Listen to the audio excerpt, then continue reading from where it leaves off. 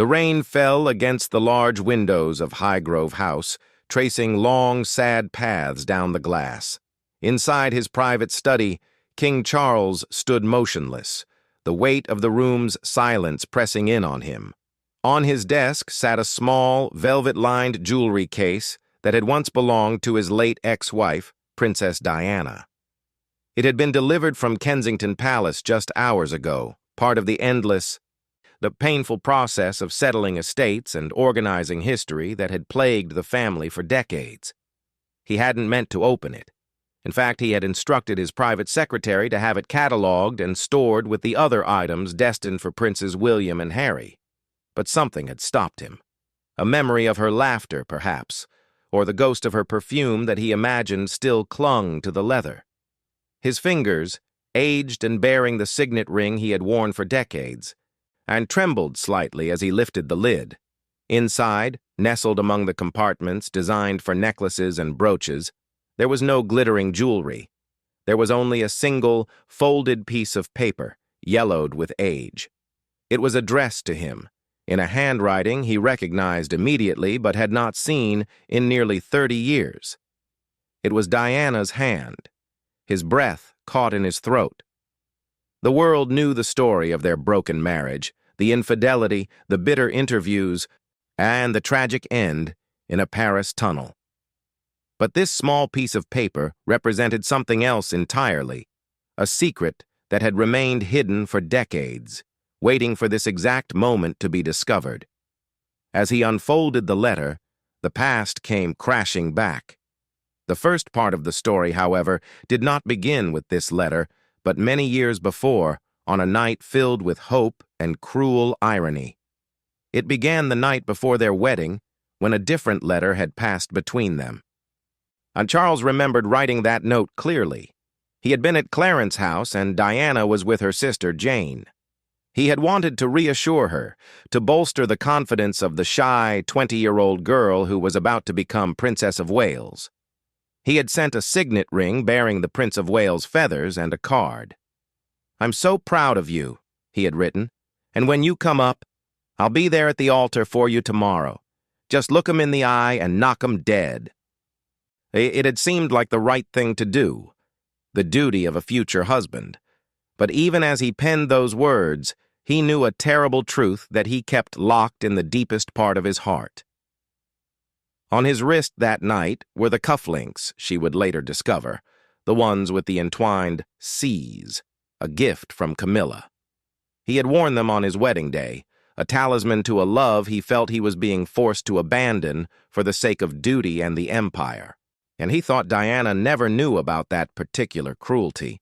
But standing here now, reading her words from beyond the grave, he realized she had known everything.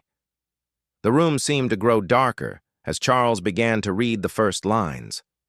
Diana's handwriting was elegant but urgent, the words running together in a way that suggested they had been written in a moment of intense emotion. She spoke of the honeymoon. The world had seen the photographs of them on the royal yacht Britannia, waving to crowds, looking like the perfect fairy tale couple. They had called it a tremendous success in letters to friends and family, carefully crafting the public narrative that was expected of them. But in this private letter, meant for his eyes only, Diana revealed the truth of those lonely nights. She described the crushing isolation she felt as he retreated into his books by the Afrikaner mystic Laurens van der Post, hoping she would read them so they could discuss philosophy in the evenings. She was just a child, really, desperate for affection and conversation, and he had offered her silence and literature. She wrote of the day on the deck of the Britannia when he had set up his easel to paint. He had been gone for half an hour, and when he returned, he found his watercolors destroyed, the canvas slashed. The world had heard rumors of that fight, but Diana explained it in her own words. "Yeah, it wasn't vandalism," she wrote. "It was a cry." She had wanted him to see her, to talk to her, to put down the paintbrush and hold her. When he didn't, she had lashed out in the only way a trapped, confused teenager knew how. Charles felt a familiar pang of guilt and defensiveness rise in his chest. He had been 32 years old, set in his ways, deeply in love with another woman, and bound by a sense of duty that left no room for the emotional chaos Diana represented.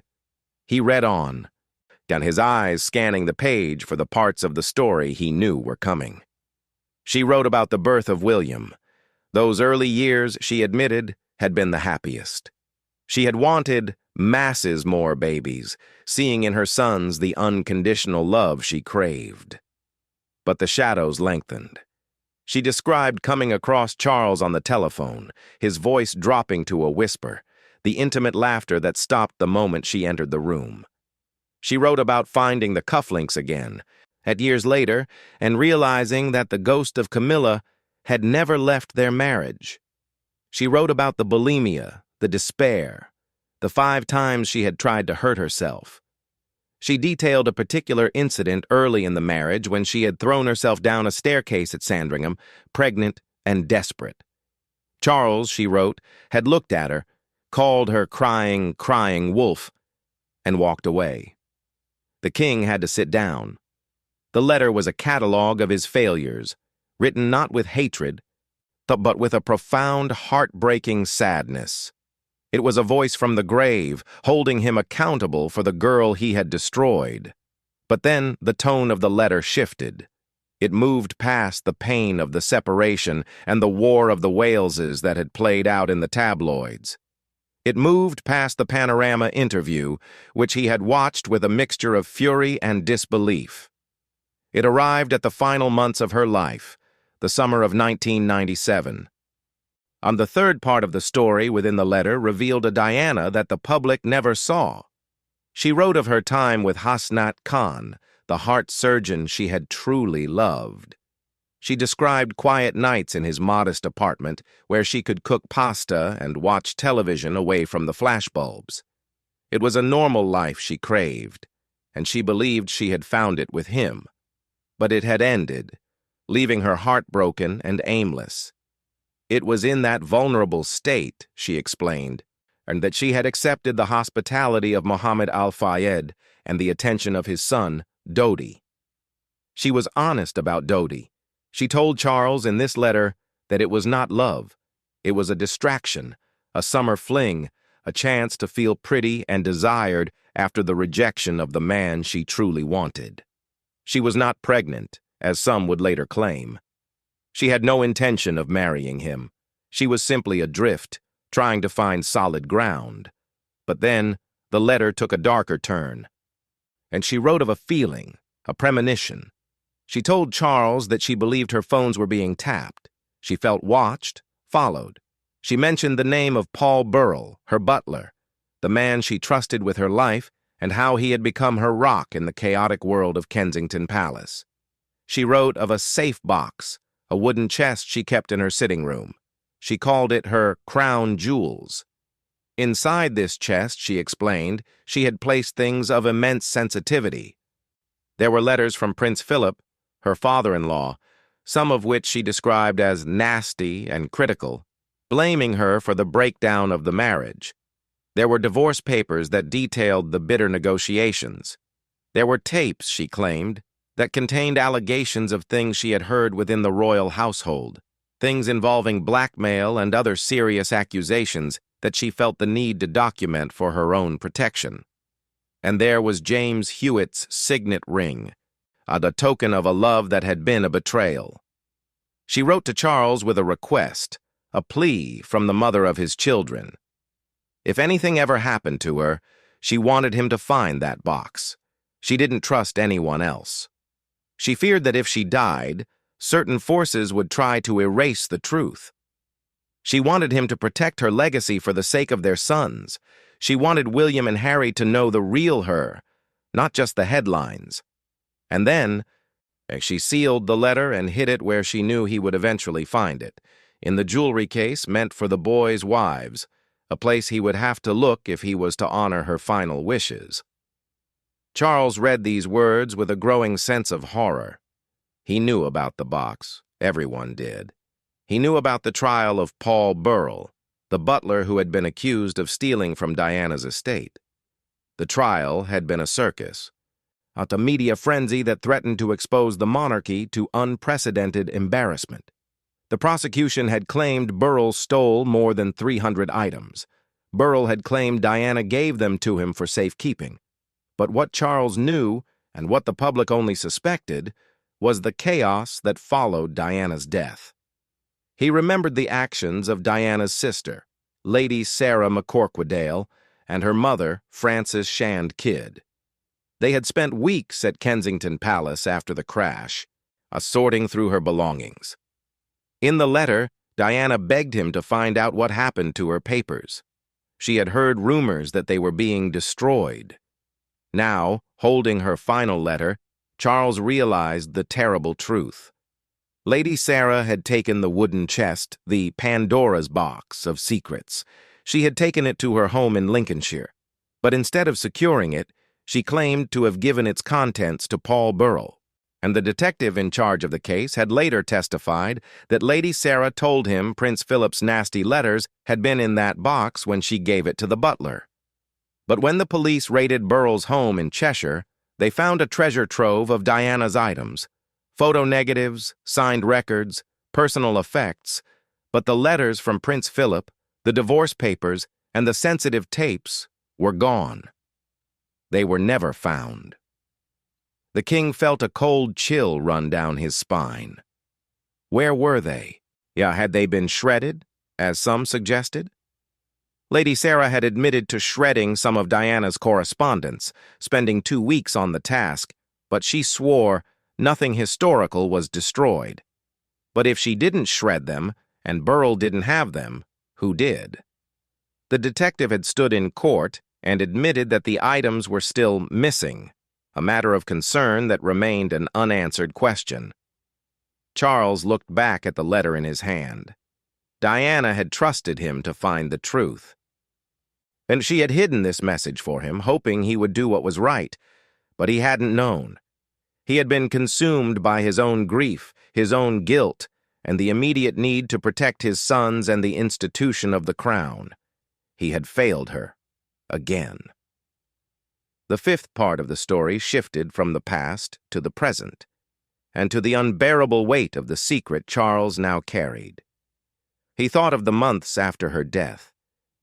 He remembered writing a letter to a friend whose wife had died, and trying to articulate the confusing nature of grief.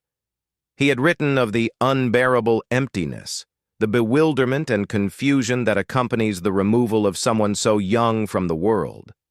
At the time, people had been shocked by his words.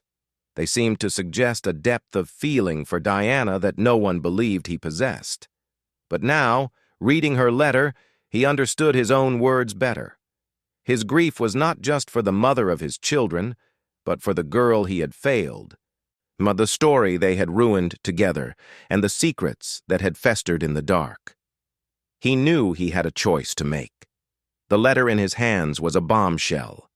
If he revealed it, if he spoke of the missing box and its contents, it would reignite every conspiracy theory about her death. It would drag Prince Philip's name through the mud again, with accusations of nasty letters and motives for wanting her gone. It would put Paul Burrell back in the headlines. It would force William and Harry to relive the most painful parts of their mother's life, reading her accounts of suicide attempts and infidelity. But if he stayed silent, if he burned the letter as he had burned so many other bridges to his past, he would be betraying her final wish. He walked to the window, the letter still clutched in his hand. The rain had stopped, and a weak sun was breaking through the clouds, illuminating the gardens of Highgrove where he and Diana had once walked, awkward and silent. In the final part of this emotional story, King Charles made his decision. He could not destroy the letter. It was not his to destroy. It was a piece of his son's mother, a fragment of her soul that had been hidden from them for too long. He carefully refolded the letter and placed it back in the jewelry case, but this time he did not close the lid. He picked up the phone on his desk and instructed his private secretary to contact the prince's offices. He requested a private meeting, not as the king,